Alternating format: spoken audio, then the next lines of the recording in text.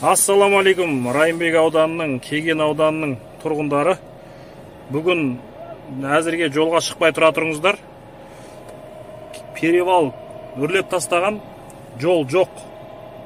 Сондықтан бүгін жолға шықпай қойсаңыздар болады. Ресми ақпаратты күтіп жол ашылған кезде бірақ шықсаңыздар дұрыс болады. Ё-моё, Джиги.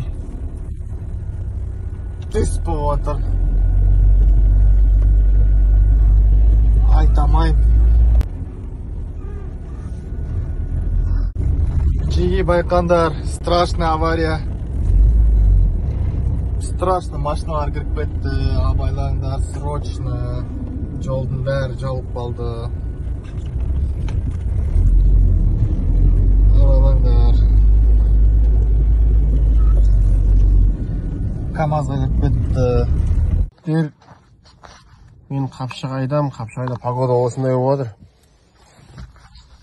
Страшный.